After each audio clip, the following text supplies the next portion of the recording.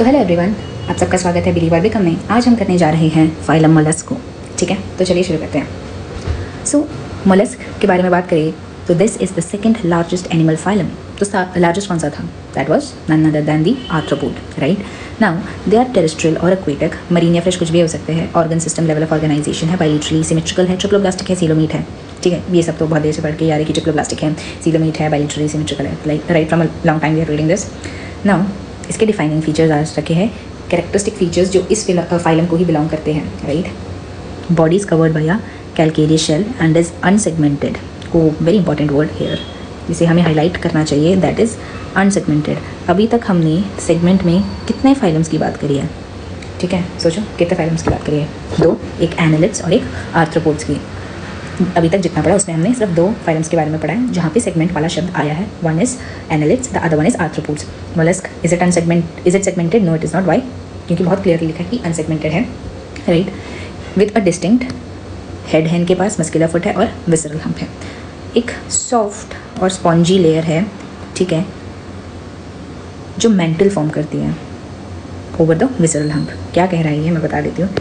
मान लीजिए ये आपका विसरल हम्प एक ऐसा स्ट्रक्चर होता है, ठीक है, कैसा? ऐसा, ठीक है, ये होता है, ये पार्ट होता है आपका विसरल हम्प। विसरल हम्प ये कह रहा है इसके ऊपर ही एक लेयर है, एक soft and spongy layer of skin है, जिसे हम क्या कहते हैं? मेंटल। ठीक है, ये सब समझने के लिए। एंड अभी कह रहा है कि इसके बीच में देखो ये जो येलो स्पेस है, ठीक है, इन दोनों के बीच में स्पेस है जिसे हम क्या कह रहे हैं? जिसे हम कह रहे हैं मेंटल कैविटी। ठीक है, so this is what is happening. तो क्या बात कर रहे हैं? Space between the hump, space between the hump and the mental is called mantle cavity. ठीक है, यही हमने बात करी, मेंटल कैविटी की बात करी हमने। आगे क्या कह रहा है कि जो ये मेंटल कैविटी है, ठीक है, मेंटल कैविटी सबसे पहली बात कहाँ थी? विसरल हम्प और मेंटल के बीच में, विसरल हम्प और मेंटल के बीच में। अब ये कहाँ थे? ये पार्ट्स थे किसके? मोलस्क के। क्या क्या पार्ट्स थे? एक तो हेड था, मस्कुलर फुट था, विसरल हम्प था। फिर इस एनसीईआरटी कहते हैं कि जो ये विसरल हम्प है ना, उसके ऊपर एक स्पॉन्जी लेयर ऑफ स्किन आती है। कैसी आती है? Soft and spongy layer of skin आती है, जो कि मेंटल बनाती है।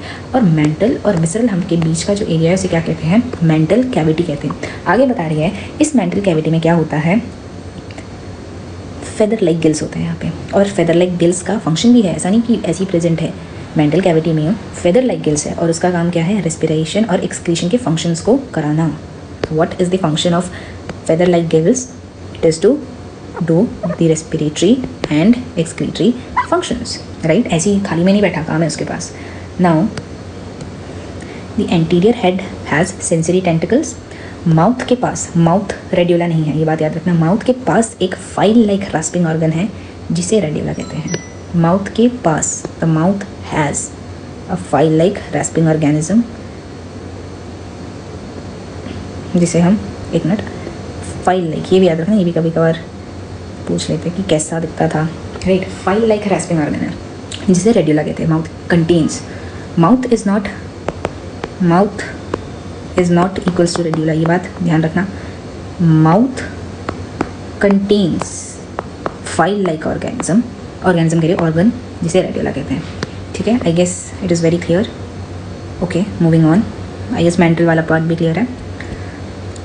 मूविंग ऑन, हमें बता रहे हैं ये कि they are dioecious oviparous with indirect development. What does indirect development mean? It means that adult बनने के लिए the embryo has to go through a series of larval stages. That's why we say that the development is indirect, right? Now let's see the examples and let me tell you one thing. These particular examples are very important in very good question papers, अच्छे coachings के, उसमें you will see they come directly, right? ये directly आते हैं। And सिर्फ ये नहीं आते, इसके साथ साथ एक और नाम आता है और उसमें ये बोलते हैं कॉमन फीचर ढूंढो, राइट। जैसे मान लो यहाँ का पिंक टड़ा दे दिया मैंने और यहाँ का मैंने तुम्हें दे दिया एनोफिलस, ठीक है, अब क्या करोगे? सो इस चैप्टर के की पॉइंट्स क्या है? तुम्हें ये पता होना चाहिए कि हर फाइलम में, एवरी फाइलम में you have to know the defining features. एक फाइलम को क्या करता है डिफाइन। जैसे इसमें हमने पढ़ा था आर्थ्रोपोड्स को आर्थ्रोपोड्स बोलते क्यों हैं? Jointed appendages, one of the features. Excretion किससे होती है? मालपेडियन ट्यूब्यूल्स है। यहाँ पे क्या है? यहाँ पे वो फंक्शन किसके पास है? फेदर लाइक गिल्स के पास। विसरल हम्प है, हेड है, मेंटल है, ये सब इसके डिफाइनिंग फीचर्स है। तो ये पता होना चाहिए, फर्स्ट पॉइंट, ठीक है, फीचर्स। देन एग्जाम्पल्स, और एग्जाम्पल्स में भी specifically what you should know is their scientific names, ठीक है, very important, these are the most important parts, ठीक है। थर्ड थिंग इज़, अब जैसे हम ऐसे पढ़ते जा रहे हैं, हमने पहले पॉरीफेरा पढ़ा, फिर टीनोफोरा पढ़ा, सॉरी निडेरियंस और टीनोफोरा पढ़ा, उसके बाद हमने प्लैटीहेलमिन्थेस, फिर एस्क्लेमिन्थेस, उसके बाद हमने एनालिड्स पढ़ा, फिर आर्थ्रोपोड्स पढ़ा, फिर मोलस्क पढ़ा।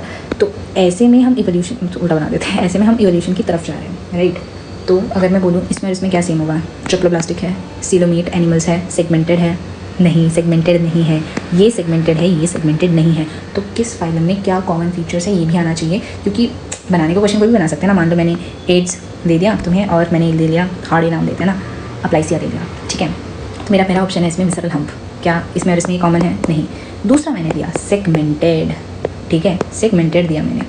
तीसरा ऑप्शन मैंने दिया लेट्स से रेड्यूला, और फोर्थ ऑप्शन मैंने दिया, मान लो मैंने दे दिया सीलोमीट है। तो इसमें बताओ कि इन दोनों में कॉमन क्या है, एड्स, और इसमें मैंने बोला था एप्लाइसिया, तो सीलोमीट आएगा। क्यों? क्योंकि जो पहला वाला था और बाकी जो फीचर्स थे वो एक एक पर्टिकुलर फाइलम के डिफाइनिंग फीचर्स थे, वो कॉमन फीचर्स नहीं थे। सो अच्छे क्वेश्चंस के लिए you should know these three things which I said, common क्या क्या है, ठीक है, डिफाइनिंग फीचर्स क्या क्या है, and third examples mean scientific names. And if I tell you this is the most important part of examples, यहाँ से बहुत अच्छे क्वेश्चंस बन सकते हैं, बिकॉज यहाँ के एग्जाम्पल्स को थोड़ा रिलेट करना मुश्किल, तो ये आपको याद ही करना पड़ेगा। अगेन मैं जैसे याद करती थी मैं वैसे बता सकती हूँ, बट अगेन सबका नहीं है, ठीक है। जैसे पिला को मैंने एप्पल से रिलेट किया था, देखो ए तो पिला एप्पल स्नेल। पिंक टड़ा एक एक्सेंट मतलब पिंक टड़ा, ठीक है, तो थोड़ा रॉयल है, पर्ल, ऑयस्टर, ठीक है, ऐसे ऐसे करके याद करना पड़ेगा। सीपिया कटल फिश, ठीक है, प्रैक्टिस करोगे याद आ जाएगा, ठीक है। लॉलीगो स्क्विड ये याद होना चाहिए, ठीक है। ऑक्टोपस डेविल फिश याद होना चाहिए, और चटप्लूरा काइटन सी से हो जाएगा, ठीक है। अप्लेसिया, अब थोड़ा हार्ड वाला ये आता है, अप्लाइसिया सॉरी, सी हेयर, और एक डेंटालियम। रोज रिवाइज करोगे, आई डोंट थिंक सो इतना प्रॉब्लम होगा, टस्क शेल है ये, ठीक है। चलिए एक बार इमेजेस देख लेते हैं। उससे पहले मुझे एक क्वेश्चन पूछना था, मैंने लास्ट रिविजन शॉट में क्लियर किया था, ये ग्रास ऊपर नहीं है, तो बताओ ये क्या है, ये क्वेश्चन। आई होप तुम लोगों ने आंसर दिया, एंड इट इज़ लोकस्ट, ठीक है। व्हाट वाज लोकस्ट था क्या, कि क्या वो कुछ कमर्शियल था या फिर यू नो वेक्टर में था, क्या था? It was a gregarious paste जो कि फसल को खराब करता हो, ठीक है। ओके, अब इसके एग्जाम्पल्स पे आ जाते हैं। द फर्स्ट वन इज पिला वाज व्हाट, पिला वाज एप्पल स्नेल, ठीक है। अगेन ऑक्टोपस देख के समझ जाओगे, वैसे बहुत रेयर चांसेस है कि ये आए, बट आने को कुछ भी आ सकता है। ये है डेविल फिश, ठीक है, ये मेरे ख्याल से याद हो जाना चाहिए। डेविल फिश, एक काइटन याद होना चाहिए, और एक लॉलीगो स्क्विड, ठीक है। बाकी ये भी देख लेना, पिंक टड़ा एप्पल स्नेल ऐसे रिलेट कर सकते हो, सॉरी पिला को एप्पल स्नेल से रिलेट कर सकते हो। पिंक टड़ा थोड़ा एक्सेंट में बोला है ना, थोड़ा लग्जरी के टुवर्ड्स जाता है, तो पर्ल ऑयस्टर, और सीपिया कटल फिश, ये वाले प्लीज़ थोड़े ध्यान से देख लेना, क्योंकि मुझे पता है ये हार्ड होते हैं याद करने में। सो या that's all for this particular shorts. हम मिलेंगे नेक्स्ट रिविजन शॉर्ट में।